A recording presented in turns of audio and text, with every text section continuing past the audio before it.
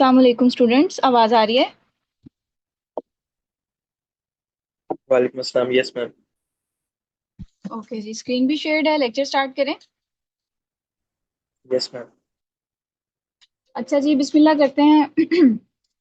आज का जो टॉपिक है that is also an important pillar of object oriented programming which is polymorphism. Polymorphism को भी, जैसे हमने बाकी टॉपिक्स को बाय वर्ड अंडरस्टैंड करने की कोशिश की, इसको भी कोशिश करते हैं। तो लफ्जी मानी क्या समझ आता है? पॉलीमॉर्फिज्म का क्या मतलब होगा? मैम किसी चीज की कई शक्लें हो। Yes exactly. तो poly means many, morphism mean forms. तो yes, many shapes many forms इसका लफ्ज़ी मानी है। और प्रोग्रामेटिकली हम अगर इसको ऑब्जर्व करें तो ये ऐसा ही कोई सिनेरियो होगा जिसके अंदर कोई एक ऑब्जेक्ट डिफरेंटली बिहेव करेगा डिफरेंट सिचुएशंस में, या एक ऑब्जेक्ट डिफरेंट रोल्स अपना लेगा डिफरेंट सिचुएशंस में। तो ऑथर से पढ़ते हैं, ऑथर क्या कहता है इस बारे में। तो polymorphism, the term polymorphism means the ability to take many forms. किसी चीज के पास ये एबिलिटी है कि वो मैनी फॉर्म्स जो है वो ऑप्ट कर सके। Polymorphism occurs when we have many classes that are related to each other by inheritance। ये तभी हो सकेगा जब ये क्लासेस जो है बाय इनहेरिटेंस जो है वो कनेक्टेड होंगी। तो simply we can define polymorphism as the ability of an action to be performed in more than one way। तो एक काम को कई तरीकों से करना भी पॉलीमॉर्फिज्म है। एक ऑब्जेक्ट का अपने बिहेवियर को चेंज करना, बिहेवियर की बात की जाए तो वो उसका काम ही तो है, वो चेंज करना भी पॉलीमॉर्फिज्म है। या एक ऑब्जेक्ट का अपनी शेप चेंज कर लेना, ये भी पॉलीमॉर्फिज्म है। इसको देखते हैं कि रियल लाइफ में कैसे हमने इसकी इंस्पिरेशन कहाँ से ली। रियल लाइफ में भी ऐसे ही होता है स्टूडेंट्स कि एक person at the same time different उसके रोल्स जो हैं वो होते हैं। इट डिपेंड्स कि वो अभी किस सिचुएशन में है। अगर आप अपनी टीचर की एग्जांपल लो, मेरी एग्जांपल लो, तो मैं in front of few people I behave as a teacher, तो मेरा रोल क्या होगा? टीचर होगा। अगर मैं अपनी पीएचडी क्लास के लिए पंजाब यूनिवर्सिटी में मौजूद होंगी तो शायद मैं वहाँ पर एज ए स्टूडेंट जो है वो बिहेव कर रही होंगी, यानी मेरा रोल चेंज हो चुका होगा। अगर मैं घर पे होंगी तो मे बी मैं सिबलिंग होंगी, डॉटर होंगी, और कुछ और मेरे रोल्स होंगे। तो पर्सन तो मैं एक ही हूँ, लेकिन मैं डिफरेंट सिचुएशंस में डिफरेंट रोल जो है वो ऑप्ट कर लेती हूँ, और उसी तरह से मैं डिफरेंटली बिहेव कर रही होती हूँ। इसी इंस्पिरेशन को हमने प्रोग्रामिंग के अंदर भी जो है वो शिफ्ट किया, जिसको हमने पॉलीमॉर्फिज्म का नाम दिया। तो पॉलीमॉर्फिज्म मेनली दो कैटेगरीज में डिवाइडेड है। One is called compile time polymorphism, second is called run time polymorphism. इसका डिफरेंस इंपॉर्टेंट है, पूछ लिया जाता है, तो आप इसको पेपर पेंसिल से नोट कर लीजिए। बेटे आप शोर नहीं करो, खामोश रहें। अच्छा जी, तो कंपाइल टाइम पॉलीमॉर्फिज्म ऐसी पॉलीमॉर्फिज्म है जिसको हम मेथड ओवरलोडिंग के थ्रू जो है वो अचीव करते हैं। इसमें क्या होता है, कंपाइल टाइम पे ही मेथड का सिग्नेचर और मेथड की कॉल बाइंड हो जाती है। इसलिए इसके लिए लफ्ज इस्तेमाल होता है कि इसमें अर्ली बाइंडिंग होती है, क्योंकि कंपाइल टाइम पे बाइंड हो गया method call with method signature, और ये फिक्स हो जाता है। फिर इसको जो बाइंडिंग है ये अगर शुरू में कंपाइल टाइम पे ही फिक्स होगी, बाद में चेंज नहीं हो सकती, तो इसलिए इसको कहा जाता है स्टैटिक पॉलीमॉर्फिज्म। ठीक है। Compile time polymorphism is achieved via method overloading, और run time polymorphism is achieved via method overriding. अब मेथड ओवरराइडिंग में क्या होता है, ये कंपाइल टाइम पे नहीं डिसाइड करता कि मैंने किस वक्त किस मेथड को कॉल करना है। ये रन टाइम पे डिसाइड करता है कि मैंने मेथड कॉल जब देखना है तो किस मेथड सिग्नेचर की तरफ जाना है। इसलिए इसको डायनामिक मेथड डिस्पैच या डायनामिक पॉलीमॉर्फिज्म कहा जाता है। ठीक है, तो इन दोनों का डिफरेंस भी आपको समहाउ बताना आना चाहिए। एग्जाम्पल जो है वो हम प्रोग्रामेटिकली ऑब्जर्व कर लेते हैं अपने कोड में जाकर। तो yes, if we have a person class के कुछ फीचर्स हैं, कुछ डेटा मेंबर्स हैं, कुछ मेथड्स हैं, और एक प्रिंट मेथड है। ठीक है, ये सारा आपके सामने एक जनरल क्लास है पर्सन के नाम से। पर्सन की एक एक्सटेंडेड क्लास बना ली हमने स्टूडेंट के नाम से, स्टूडेंट एक्सटेंड्स पर्सन, और उसके पास भी कुछ फीचर्स हैं एडिशनल, और कुछ बेसिक मेथड्स हैं, और हमने ओवरराइड कर लिया एक प्रिंट मेथड। अब ओवरराइडिंग का कॉन्सेप्ट आपको याद है, overriding is a way of redefining parents method in child class with same header. बाकी इस एनोटेशन पे हमारी बात हुई थी कि इस एनोटेशन की मदद से क्या होता है कि आप अपने प्रोग्रामर्स को जो है वो इंश्योर करवाते हो कि आपने मेथड को जो है वो सही से ओवरराइड किया है, सही ही है सिग्नेचर, क्या वो same as the previous version है, अगर आप इसमें कोई चेंज करने की कोशिश करोगे तो वो आपको वार्निंग जो है वो इशू कर देगा कि ये मेथड जो है वो तुमने ओवरराइड तो नहीं किया, हालांकि तुमने एनोटेशन लगाकर कहा कि मैं ओवरराइड करने जा रहा हूँ, लेकिन अगर ये एनोटेशन यहाँ ना होती तो फिर ये वार्निंग ना देता, एरर ना देता, वो समझता कि ठीक है ये print method with some other parameter है तो ये शायद ओवरलोडेड वेरिएंट है। तो मैं ये जा रही हूँ कि नहीं, ये ओवर रिडन वेरिएंट है, और इसको इंश्योर करवाने के लिए उसने, अगर मैंने इस तरह से लिखा तो उसने मुझे एरर जनरेट करा दिया, तो ओवरराइड किया मैंने with same signature. This is another class. Teacher class भी जो है वो एक्सटेंड कर रही है पर्सन क्लास को, और उसके अंदर भी कुछ फीचर्स हो सकते हैं। अभी के लिए मैंने सिर्फ एक मेथड जो है वो ओवरराइड कर लिया। तो सिचुएशन ऐसी है बच्चों कि there is a parent class person जिसके पास वेरिएंट था प्रिंट मेथड का, चाइल्ड क्लास स्टूडेंट के पास भी जो है वो ओवर रिडन मेथड आ गया, टीचर के पास भी ओवर रिडन मेथड आ गया, सेम नेम सेम हेडर के साथ। अब हम पॉलीमॉर्फिज्म को ऑब्जर्व करते हैं, what does it sound like. अब let's say I am creating person class करना, ये तो हमने पहले से ही देख रखा है, हमने ये कई बार किया। तो P1 के रेफरेंस से हमने प्रिंट मेथड कॉल किया तो हमें क्या मिला, पर्सन, क्योंकि हमने उसके एसओपी में यही रखा हुआ है। अच्छा, यहाँ तक तो नॉर्मल है, यहाँ तक हमने सब चीजें पहले ही कर रखी हैं। Polymorphism says apparently this is P1, लेकिन अब इसके रेफरेंस वेरिएबल में जो मैं ऑब्जेक्ट स्टोर करने जा रही हूँ that is other than a person. ये पर्सन नहीं है, ये स्टूडेंट क्लास है। जनरली इससे पहले जो हमने देखा है वो तो यही है ना कि आपका जिस टाइप का रेफरेंस वेरिएबल होता है उसके अंदर ऑब्जेक्ट भी उसी तरह का होता है, लेकिन अब मैं क्या कर रही हूँ, उसी रेफरेंस वेरिएबल में, पेरेंट टाइप के रेफरेंस वेरिएबल में चाइल्ड टाइप का ऑब्जेक्ट जो है वो स्टोर कर रही हूँ। यहीं पे करके दिखा देती हूँ ताकि आप इसको इमेजिन कर सको मैं क्या कह रही हूँ। We are having a situation where a parent class is reference variable is holding the object of child class, या रेफरेंस या address of child classes object.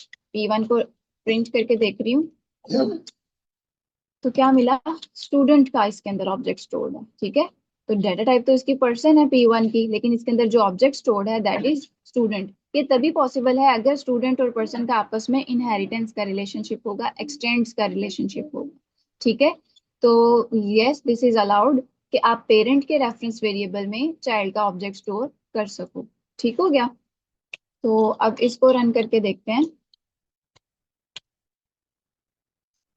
अब के बाद जो प्रिंट मेथड कॉल हुआ वो किसका कॉल हुआ, स्टूडेंट का। स्टूडेंट का प्रिंट मेथड हमने ऐसा लिखा हुआ है कि CGPA नेम CNIC वगैरह जो है वो हमें दिखेगा। तो yes we have got that variant.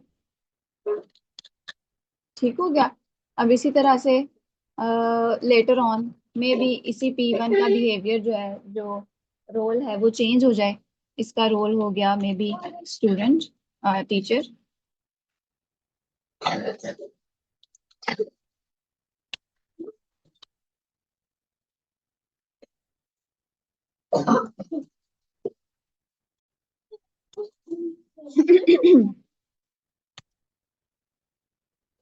तो लास्ट पे आप लोगों ने देखा कि अब के बार जो मेथड कॉल हुआ वो किसका हुआ, टीचर का, क्योंकि P1 के अंदर अब के बार ऑब्जेक्ट किसका है, टीचर क्लास का। तो इसको मैं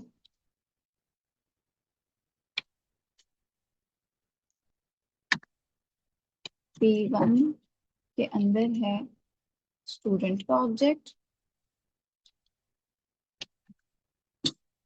और P1 के रेफरेंस से मैंने कॉल किया प्रिंट मेथड। तो आप ऑब्जर्व करो हो क्या रहा है कि रेफरेंस वेरिएबल तो एक ही है, ऐसा ही है। अब ये रेफरेंस वेरिएबल पहले बिहेव कर रहा था एज ए पर्सन, तभी तो उसका प्रिंट मेथड कॉल किया। लाइन अपेरेंटली सेम है, मेथड का नाम और उसकी पैरामीटर लिस्ट और पीछे रेफरेंस, ये तीनों lines, line number 4, line number 7 और लाइन नंबर 10 आर आइडेंटिकल, लेकिन हर बार जब ये रन होता है तो ये डिफरेंटली बिहेव कर रहा है।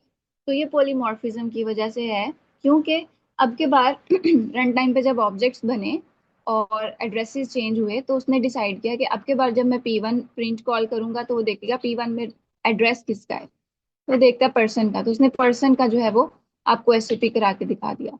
फिर जब उसने P1 डॉट प्रिंट किया लाइन नंबर 7 के लिए तो उसने फिर से देखा कि P1 में रेफरेंस किसका है, स्टूडेंट का था, तो स्टूडेंट का उसने प्रिंट मेथड कॉल कर दिया। इसी तरह से लास्टली लाइन नंबर 10 पर जब P1 डॉट प्रिंट हुआ तो किसके लिए हुआ, टीचर के लिए हुआ, तो उसने टीचर का मेथड जो है वो कॉल कर लिया। दिस इज वाई कि हमने जो है अपने पेरेंट के अंदर एक पर्सन प्रिंट नाम से जो है वो मेथड बना रखा है, चाइल्ड के अंदर भी वो मेथड है। अच्छा, इस P1 के लिए ना एक लफ्ज यूज होता है पोलीमॉर्फिक। ये रेफरेंस वेरिएबल कैसा है, पोलीमॉर्फिक है, यानी ये अपनी शेप को चेंज करने की एबिलिटी रखता है। हम ना पोलीमॉर्फिक वेरिएबल के थ्रू सिर्फ उसी मेथड को कॉल कर सकते हैं जिसका वर्जन पेरेंट के पास भी है और चाइल्ड के पास भी है। Make sense? यानी हम ये प्रिंट मेथड इसीलिए कॉल कर पा रहे हैं क्योंकि पर्सन के पास ये मेथड मौजूद था। Let me let me comment this और फिर ट्राई करते हैं क्या ये करने देगा। ये नहीं करने दे रहा, कह रहा है मुझे नहीं पता ये प्रिंट क्या है। ऑल्दो अब के बार लेट से इसको जो है वो मैं ओमिट कर रही हूँ, यहाँ से इसको जो है लेकर चलते हैं। स्टूडेंट ही इसमें स्टोर्ड है, तब भी वो मुझे रोकेगा, can not find symbol.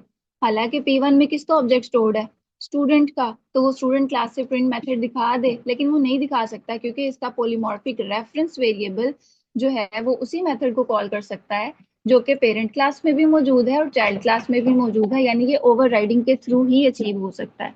Make sense? तो we need to call only those methods जो कि पेरेंट में भी मौजूद है, चाइल्ड में भी मौजूद है, उस मेथड को ही हम पोलीमॉर्फिक रेफरेंस वेरिएबल के साथ कॉल कर सकते हैं। Otherwise you excuse me need ma'am. To create. जी बेटे। मैम जब हम ये पॉलीमॉर्फिज्म कर रहे हैं तो एट द सेम टाइम दोनों हो रहे हैं, रन टाइम कंपाइल टाइम, या अभी सिर्फ रन टाइम ही हो रहा है? अभी सिर्फ रन टाइम हो रहा है क्योंकि अभी हमने ओवरराइडिंग वाला जो है वो देखा है ना, तो अभी ये सिर्फ ओवर राइडिंग के थ्रू रन टाइम वाला हो रहा है। रन टाइम पे ऑब्जेक्ट क्रिएट होते हैं, रन टाइम पे मेमोरी जो है वो एड्रेस जो है वो चेंज हो रहा है और रन टाइम पे वो डिसाइड करता है कि अब मैंने किसको कॉल करना है।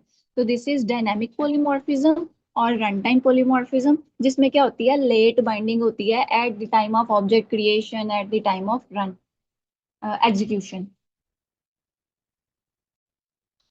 तो अब आपका जो P1 है ये पॉलीमॉर्फिक नहीं है।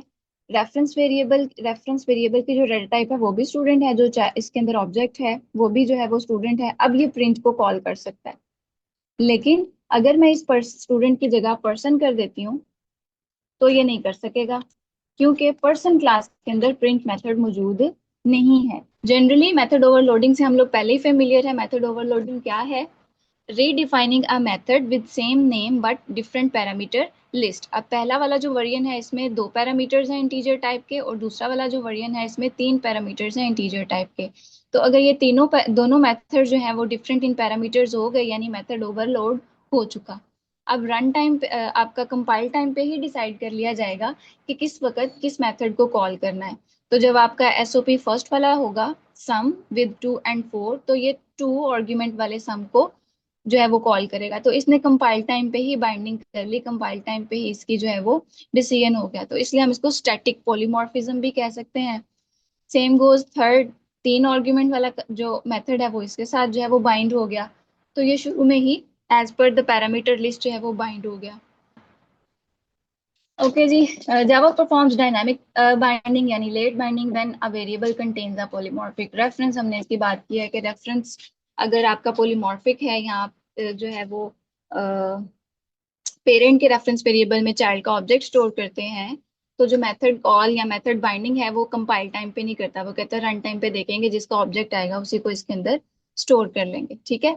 एक और चीज, you can not assign a super classes object to the subclasses reference variable। यानी आप पेरेंट क्लास का ऑब्जेक्ट पकड़ के चाइल्ड क्लास के रेफरेंस वेरिएबल में स्टोर नहीं कर सकते। ये ऐसे है कि आपका एनिमल जनरल है, अगर हम ये कह दिया जाए, हम ये कह दें कि general class can contain the object of its specific class, that is true, लेकिन एक स्पेसिफिक क्लास है वो जनरल टाइप का ऑब्जेक्ट अपने अंदर स्टोर नहीं कर सकती।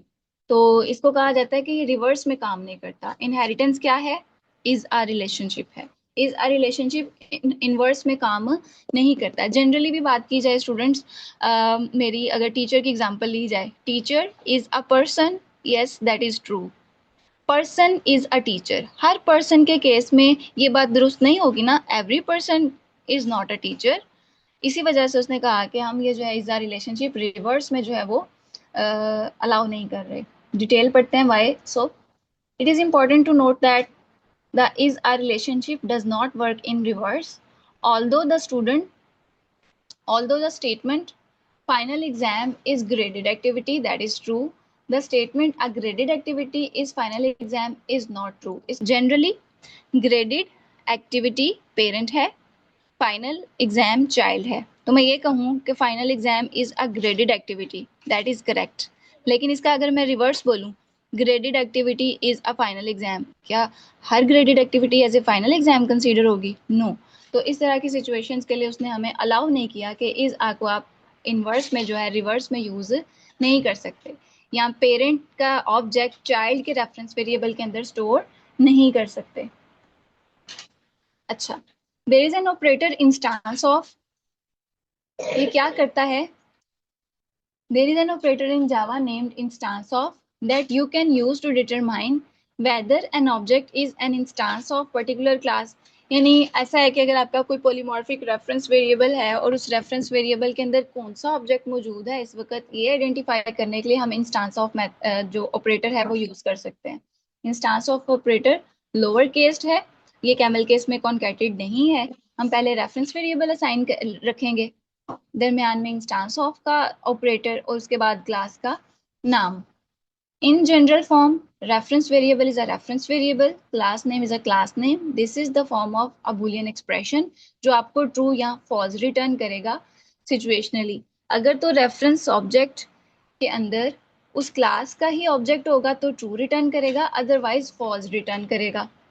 अच्छा, अब इस एग्जांपल को देखते हैं।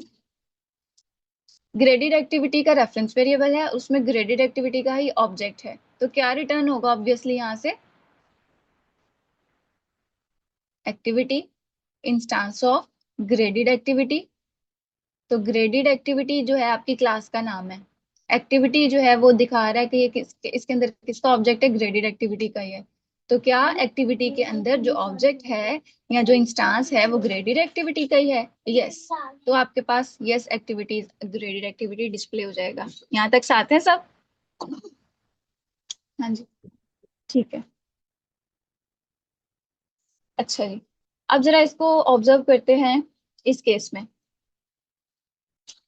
फाइनल एग्जाम का ये रेफरेंस वेरिएबल है और इसमें ऑब्जेक्ट भी किसका स्टोर्ड है? फाइनल एग्जाम का। Now I am trying to evaluate कि एग्जाम जो है ये वाला रेफरेंस वेरिएबल, इसके अंदर जो ऑब्जेक्ट है that is instance of graded activity, ये ट्रू रिटर्न करेगा या फॉल्स? ट्रू रिटर्न करेगा। रीजन ये है कि graded activity is the parent class और फाइनल एग्जाम उसकी क्या है? Child class. तो indirectly final exam is also a graded activity, ऐसा है। तो इस वजह से भी ये हमें क्या रिटर्न कर रहा है? ट्रू रिटर्न कर रहा है, क्योंकि एग्जाम जो कि फाइनल एग्जाम है दैट इज आ के तरीके से अगर आप इसको देखो तो इज एक्चुअली ग्रेडेड एक्टिविटी। तो जो इसके अंदर ऑब्जेक्ट है वो चाइल्ड क्लास का है, लेकिन ये जो क्लास नेम है ये पेरेंट क्लास है, तो ये इसको होल्ड कर सकता है। ठीक है, the instance of operator returns true because final exam is अ सब क्लास ऑफ ग्रेडेड एक्टिविटी। तो इंस्टांस ऑफ ऑपरेटर इस केस में आपको ट्रू रिटर्न करेगा। Make sense?